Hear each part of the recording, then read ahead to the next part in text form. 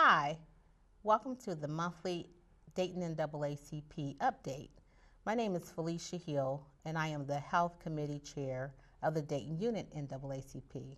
Today we have Robbin Brandon.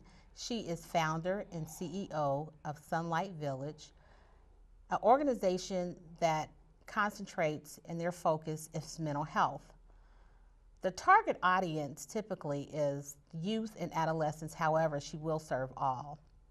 So Robbie, that being said, give us the pretty much how you started and what was your why and what actually is Sunlight Village. Okay. Well, I've been a nurse, and that we know each other from working in the community and in the hospitals for 26 years. Quite a few. Quite a few years. And I kind of fell into mental health. It wasn't like on my radar when I graduated from nursing school. It's like I wanted to work with kids and work in peds. And I started doing contract work, and as a single mom going to school, you know, I had to make ends meet. And so I did contract work and kind of fell into mental health. And I found out that mental health had the biggest deficits. Out of all the fields I'd worked in, oncology, telemetry, whatever, mental health had the biggest deficits, especially when it came to our youth and young adults. Yes. So I kind of fell in love with it, and I feel like that was an area I could really serve and maybe be an asset to that area. So myself and some other providers, we were working in the community, and we formed Sunlight Village as a way to support our families who were dealing with the hospital or the community mental health systems. We were doing things like support groups in the libraries. We did conferences. We did 2 conferences, one in 2008 and one in 2011. And those conferences were to increase education and awareness regarding mental health. And I don't think our community was ready for it. It's a hard topic. Yes, it is. Very hard topic, especially in the African American community. But we forged ahead, you know, and kept doing it. And in 2013, we started doing billable services because we were referring people to services, and our system is so overloaded and so backlogged with mental health needs that we thought, well, darn it, if we're going to refer people to services, why not we provide the services? We were the professionals who were doing it everywhere else, so we thought we'd just do it. So we, Sunlight Village became an actual healthcare, mental health provider in 2013. Okay. And we started seeing, our target was 14 to 25 years old. And we were doing that for like 2 years. And in the past couple of years, we noticed an increase in children being suspended from school because of behavior, like kindergarten through 3rd grade, especially in the African American community. So we wanted to look at how we could serve those children. So we decided we would create services for their families, because you can't fix kids. You know, you can't just tap them on the head with a wand and make everything okay. Absolutely. It's a family that has to address the issues of the child. So that being said, you're saying dealing with the family. What is your format like? How do you, so you just don't target the children, you target the whole source, because you just can't fix the child without fixing the environment. And we can't fix it. You have to involve, you have to get everybody engaged. Okay. You have to get the family to understand that, first of all, you have to get rid of the stigmas and barriers to mental health. Yes, that's major. It's not like we used to use those terms back in the day where she's crazy. Well, you know, those are not appropriate terms, because your brain is an organ just like the rest of your body, and we need to treat it as such. So when your mind's not feeling well, you're not processing well, then nothing else in your body is going to work right. So your mental health is a precursor to how your health, your physical health is going to be. Absolutely. So we have to really stress that. So when we focus on a child, we try to make sure the services encompass the family and the family needs. And that's how we kind of branched out into all the other things we're doing, because we wanted to be able to provide comprehensive services to make sure that child was taken care of, that youth and young adult was taken care of. So what I'm hearing you saying, you started in the healthcare as a nurse, and then just because kind of the circumstances and situation took you to the mental health, and you saw that there is a great need, continue to be a great need. And in our community, there still is a stigma that, you know, if I go and seek services or counseling, something's wrong with me, but yet and still I'll go to an emergency room or to the doctor when I'm having a cold, or if I have a cut, or, you know, something of dire need, I'll seek that. But at the same time, we might have a dire need where we're not mentally balanced, which is the foundation of life itself, but we won't seek that. But I'm glad that your face is in the place that we can be a source, or you can be a source that we can go to, and you provide the services for our community. Is most definitely needed, and we appreciate that. I know Healthy Living, the governmental agency of healthcare services, is indicating that when youth experience certain type of traumas at the adolescence, or which is the ages, I think it was 10 to 17, and then young adults from 18 to 25, it becomes chronic issues, just like your diabetes, your hypertension, and things that we really are concentrating on. But I'm glad to see that Sunlight Village is there in the community for us. So what are some of the, how do you get funding, and what are some of the things that are initiatives that you're doing at this particular time? Well, let me just go back just one step, because you brought up something very, very important. One is there is a team, and this is truly a team that has made Sunlight Village come to fruition. Okay. It is a ministry as well. Yes. It started out as a group of us, but we were focused on serving, you know, and that's what we were going to do. We were going to serve. We were going to go home. You know, we were going to take care of our families. That's what we thought we were going to do. Yeah, right. but God has something But He different. had a different plan. So we were very broad, very broad. And so right now we're coming down, and we're really focusing and building that solid foundation needed so that we can go back and do the larger scope things that we really want to do. But you brought up something really important, and that was about trauma and kids. Actually, trauma begins in the womb. So we're addressing issues now in our community about disparities in infant mortality. Right. And those disparities are African American women, more predominantly having premature births. Right. And not having the prenatal care. And matter of fact, if I'm not mistaken, Dayton is one of the top in the nation for infant mortality. Well, yes, the numbers are changing, thank God, but it's still something, the disparity is still large. That's something we're still addressing. Why are we losing more African American babies than we are any other population? So we want to focus on the importance of stress and anxiety and how that affects the body, and in turn how it affects the delivery of your child. So we want healthy mothers, we want healthy families in order to produce healthy children. So it's like we started out on mental health, and then the more we looked at it, the broader it got. It just got bigger and bigger and bigger and bigger.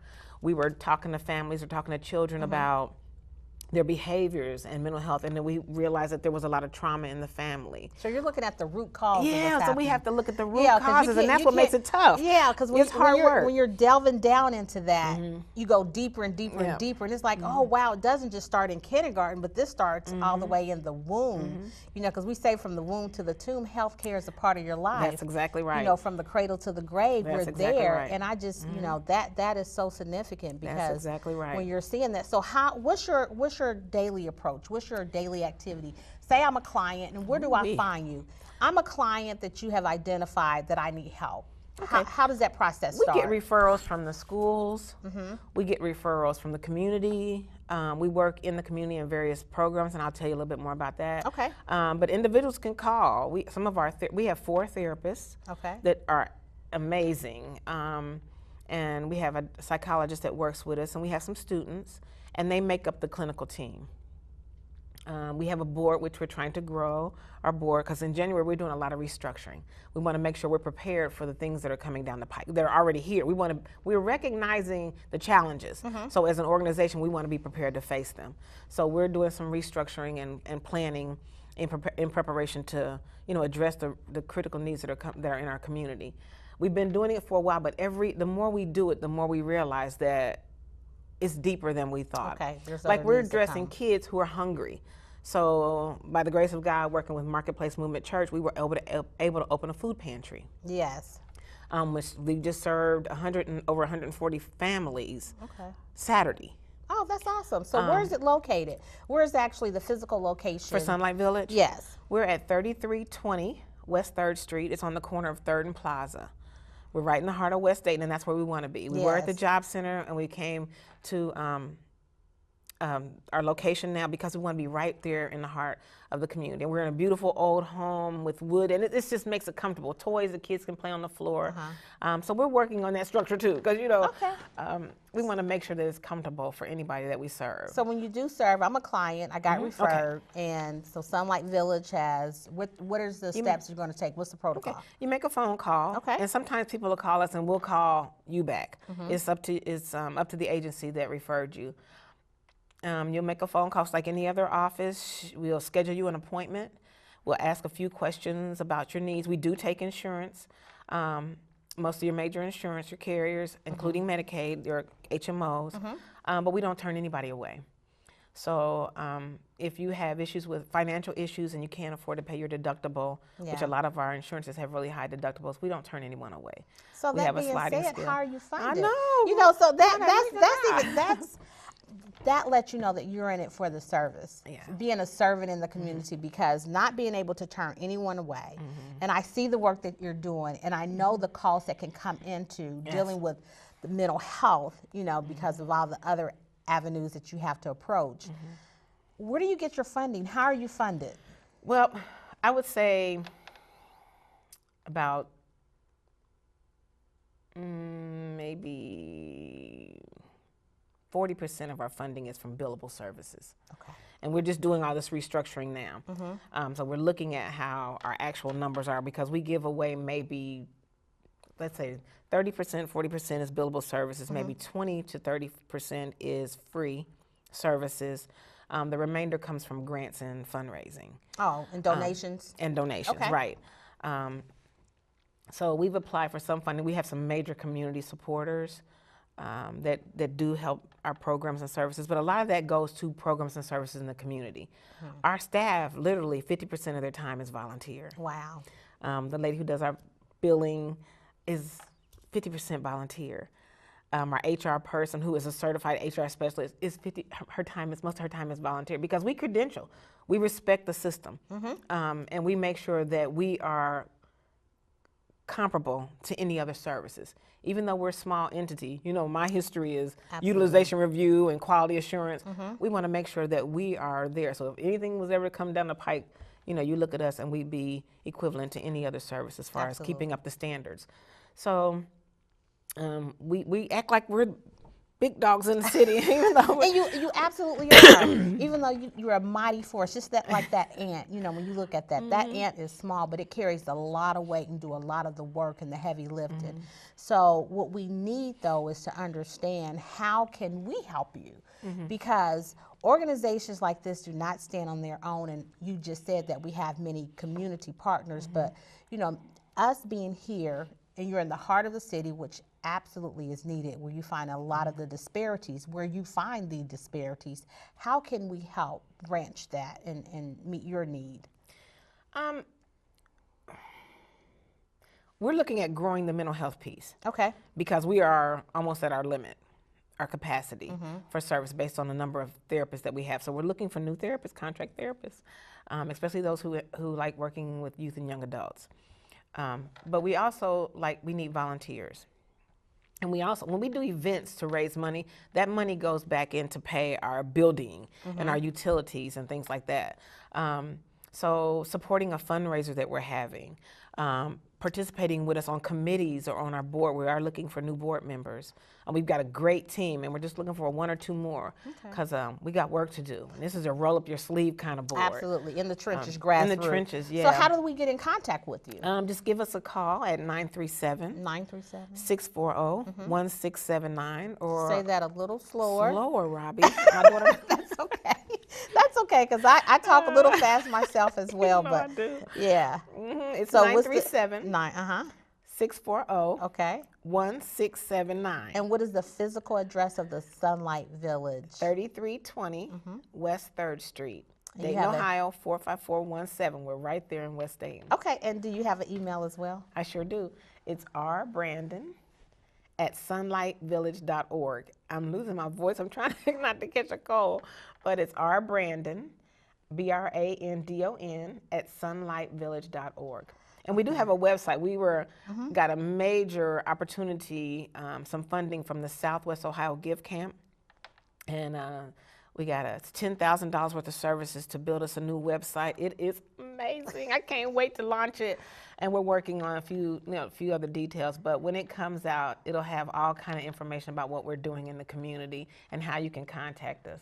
So identifying, let's say, for instance, even though you have the referrals, my concern as well is, how do I identify, if I have a youth that how do I identify, what are some of the signs and symptoms that you might see that a person is experiencing some ill mental health? You know, like if I have a cold, I say, well, your signs and symptoms, you'll have a runny nose and, you know, scratchy throat and feeling a little tired. But sometimes it's really hard if you don't know, and we want to be educated. How do I identify those signs and symptoms that someone is having ill mental health, and what do I do about it in contacting you? The thing about mental health is it mimics so many other things. Okay.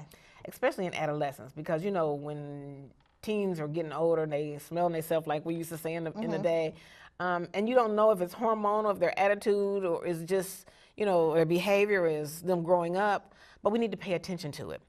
A lot of times we'll see youth who are withdrawn or who can't make friends. We would think, or we consider them as spoiled brats, where they just can't seem to stay focused, can't stay on target at school, can't make friends, build poor relationships, make poor choices. Okay. So we have to look at those things, and we don't think about them often as mental illnesses or signs and symptoms. We don't. Whether they're not sleeping at night, whether they're self-medicating, whether they are, sometimes they're manic, just like all over the place. Sometimes they're, you know, talking and friends to everybody, and the next time, so you have to watch their mood. Okay. And it's hard for parents because it's personal. And to us, they're our children. And so we don't think of those things that we as professionals would consider a sign and symptom to a mental illness. We would look at it as more as just, oh, it's just them being them. Right. So we have to educate ourselves on what does normal child and adolescent behavior look like. Well, what does that look like? What does the development look like? Like there's different stages. Newborns to 3-year-olds, toddlers. There's developmental things that we should watch for, whether they're talking, whether they're, some kids have separation anxiety, like they can't be away from their parent. They're really clingy or they're really distant. So it's like it's a hard balance. And things you have to watch children over time, because they might be one way because of something that just happened. Like for instance, if a child was afraid of a dog because they came at them at the park. Right. You know, that's a natural response to be afraid of them. But if they stay afraid of them for the rest of their lives, that's something we need to look at. Or if they stay afraid of them for a long period of time, or if we lose a loved one, a dear family member, you know, after a couple of months, we begin to heal. Okay. And if that healing doesn't occur like you think it should, or what you look at in a normal span, and which normal is a hard word to say, but right. But in a what should like you 3 to expect? 6 months. Okay, 3 to 6 months. So that grieving pair. Then just look for services. Okay. Look for a grieving group. Right. You know, it's not like you have to commit somebody. It's you're looking for support. You're looking for tools to help you cope. You know, we're not putting anybody away. Right. We just want to be able to teach you what to look for. And often it's supporting the parents so that we can teach them how to understand what they're seeing or what their child's behavior is all about. Giving them the tools to be able to make sure, like even children who struggle with ADHD. You just led right into that. ADHD and depression, those are two of those prevalent diagnoses that you hear amongst our youth. So what does that look like? What does that truly look like? Let me ask you this. I'm listening. How many times, and you're a nurse, how many times have you ever heard someone who has a child struggling with ADHD tell the professional, tell the parent, make sure you put them on a schedule. It's important for that child to have a schedule. Right. It's important. You need to watch their diet. Absolutely. You know, red food, there are lots of theories out there, but there are also some health things that we can do to help children who are having trouble focusing, who have ADHD.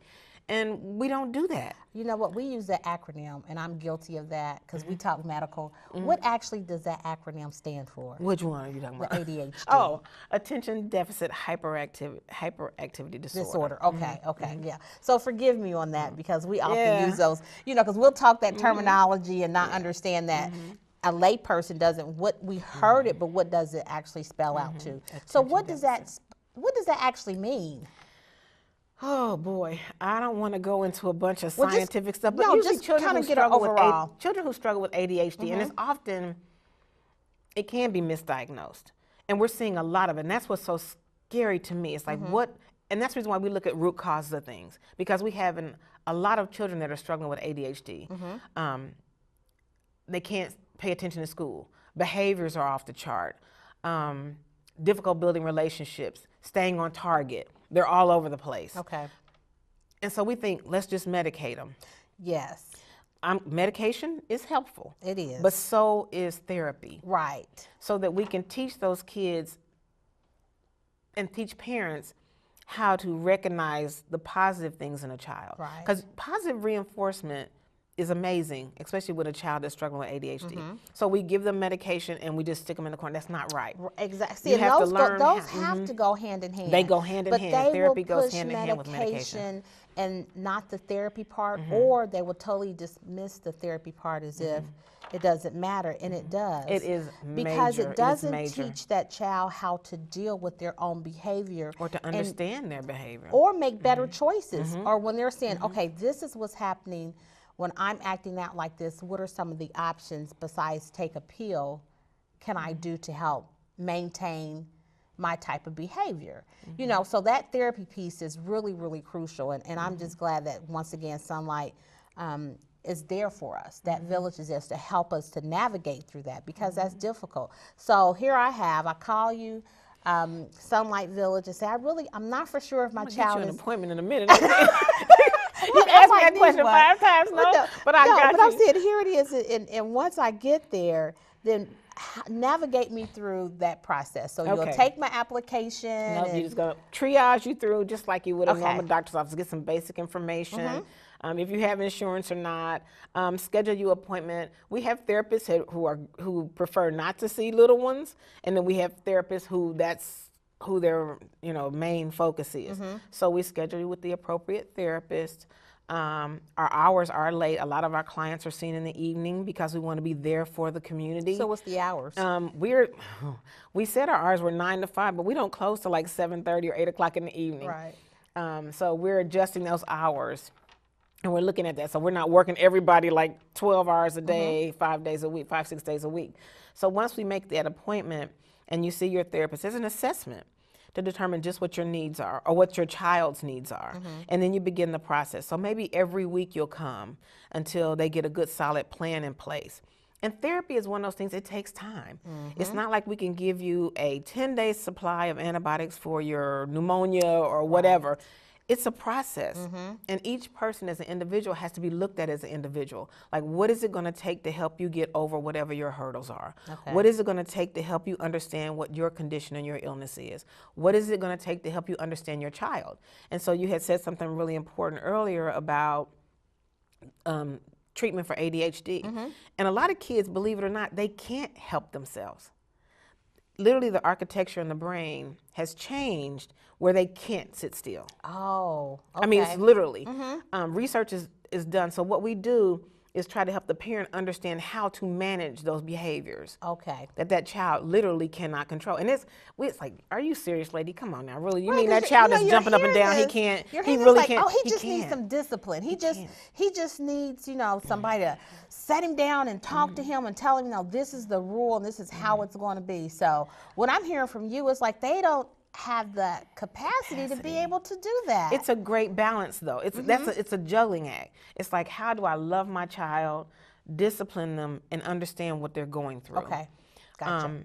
And it's personal for me because I've experienced it personally as well as professionally. So it's a struggle. It's a struggle because there are behaviors that we normally be like, look, I'm not dealing with this anymore. I've had it with you. Absolutely. But you have to be able to balance that discipline with what you're learning, which we teach the parent in order to help that child and help them in the family.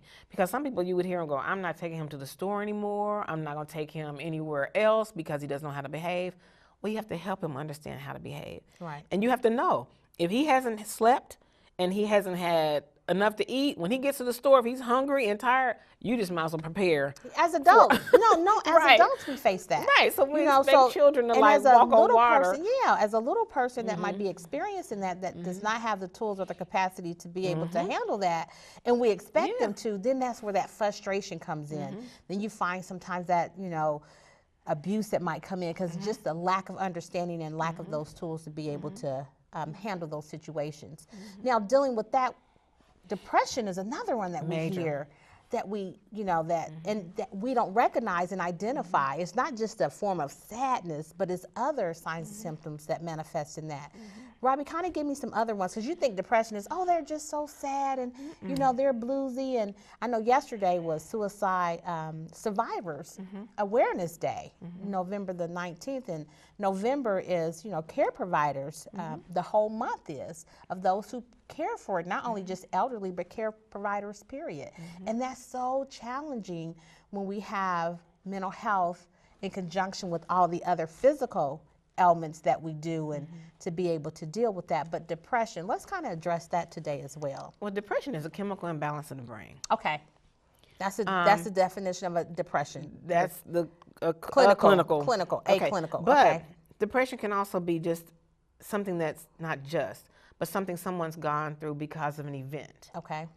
Because of a traumatic event. Or it could be something, whether it's directly towards them or something they've seen.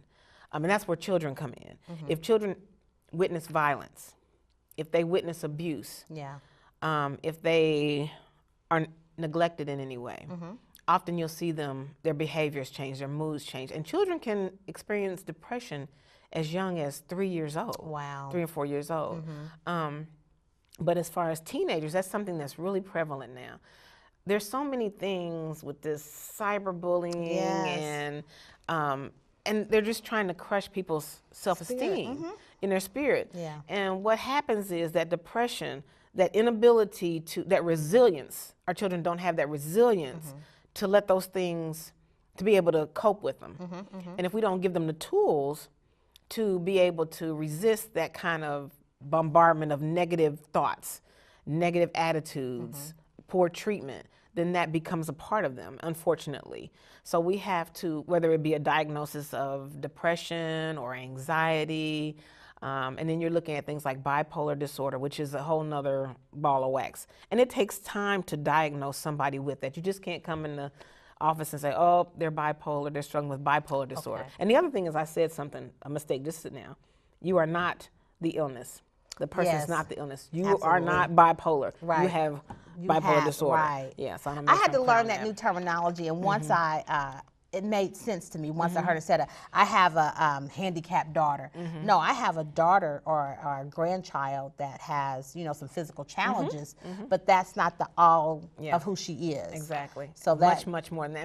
And we lose that. Yeah, we do. When our children, I don't want to say bad, are misbehaving or not behaving like we should, we label them. Yes, we do. And we don't recognize the good things in them. And that's what we have to remember, is you can reward your child for, just when you get to school that day, like you got there this morning and you were on time and you got in your seat, even though you were a monster for the rest of the day. We want to award any accomplishments they have. To reinforce that behavior. Because we don't know what that child has been through when they left home or the weekend before. We have no idea. And some of the stories that we hear and we find out about, it's a miracle that the children are even functioning halfway. So when you're saying, that bad child, that's something I really avoid using, because I'm like, you never know the backdrop behind that behavior and how people respond. So our goal here, especially with the NAACP and being the health committee chair, is to really highlight in partnership with people that I see are entities within the community, nonprofit entities that's in the community that's actually doing the work. Because we have town hall conferences and we have meetings, and we know the statistics that's out there. We know the things that we're facing, because we see it every day. But beyond just talking about it, we're really acting on it, and how do we help? So that's my goal. It's like I'm an action person. I'm a grassroots type, and that's just I love the NAACP because that's what they do. Because oftentimes you'll hear like, well, what's going on? Just imagine if they weren't there. You might not see the wind, but you see the effects of it.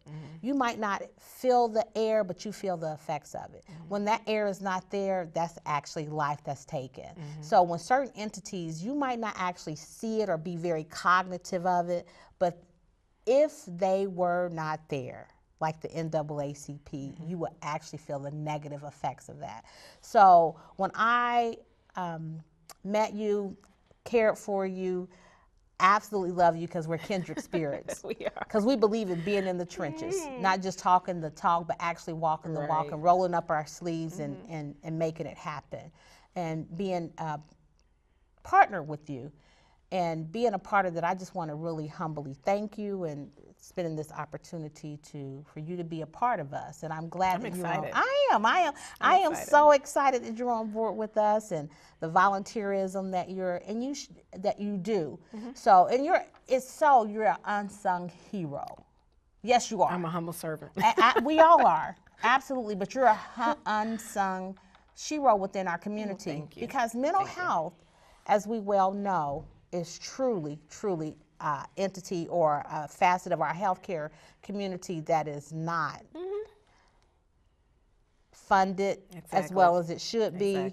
That is kind of put to the side, even though we see the manifestation every day with the shootings, with the kids acting out, with the suicide rates. We see that. But if I have a cut and I see a bleed, oh, how can I help you? If I see someone passed out on the floor, I'm ready to jump in and do CPR. Well, CPR is needed when it comes to reviving the community, because if you don't have your mental health, you truly cannot function in this life the way that you need to. And the stressors and the deficits that we have contribute to our poor mental health. Absolutely. If we don't address the root causes of it, whether it be hunger, poverty, lack of clothing, unemployment, if we don't address those things, we're not going to create an environment where people can have healthy minds. Right. You know, so we have to really look at how we as a community can improve our overall health in order to support our children. So I'm glad to be a part of it. It's taken me a long time to do this, but I appreciate you taking the time you're on the team to get me in here and get me to do the work. So you're doing the work, but I just want you to be a part of it. I'm going to partner. You're absolutely doing the work. I'm here now. I'm here now. It's not like, well, once I get there, then I'll help. No, you're actually doing the work. And that's what you want, busy people on your team. Okay. You know, and so you're a busy person in the trenches and making our community better. So we absolutely thank you as not only just the NAACP Health Chair Committee, but just as a friend, just as a co-nurse and a co-worker, a person that's in there doing it. So I volunteer with the DeSoto Bass program. Oh yeah, let's mention that real quick before we close out. Yeah. Well, through the Robbin and other entities, I learned about the West Dayton Strong and Tiffany Brown.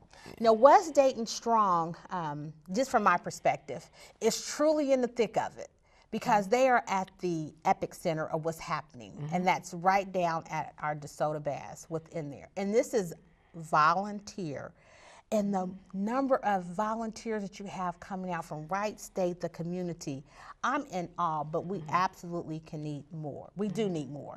Well, every Thursday I go and volunteer, but give me some more insight of what is West Dayton Strong? Well, Sunlight Village, our focus is mental health. And like I said before, our clients were coming in with so many other issues and concerns, and we didn't want to lose our focus by going off in these different directions. So we created an entity, a partner, or a program under Sunlight Village called the West Dayton Health Promotion Partnership. Okay. And that partnership is there to address the disparities in our community. The healthcare disparities, the social determinants of health in our community. And through that, Amaha Selassie, who was doing his thesis work, did some focus groups in the community. And those focus groups, we helped him get in there and get to the community. And the focus groups basically said one of the major concerns is we don't have services for our kids. We don't have programs for our kids. We don't have anything for them to do. So Tiffany Brown is a nurse practitioner. She worked with us, and we kind of developed this West Dayton Strong kind of theme. And we loved it. You know, it was like hashtag West Dayton Strong, yeah. Right. So that is a volunteer initiative under the West Dayton Health Promotion Partnership. Okay. So Amaha, myself, and Tiffany as co-directors, and our team of maybe like 15 volunteers, we go into DeSoto Bass, which I grew up in DeSoto Bass. I'm from the area. Come from that close. There you go. See, I love Graduated that. Dunbar High School. There you go. Yes, Absolutely. indeed. I love that. And so give it it's right home back to the me. community. It's home to me. Absolutely. So we decided to do programs right where the kids were. Instead of trying to transport them and figure out that, we decided, and we partnered with Greater Dayton Premier Management to let us use the community room. So that partnership allows us to go in there 3 days a week and do after-school programs, homework help, tutoring. We do enrichment.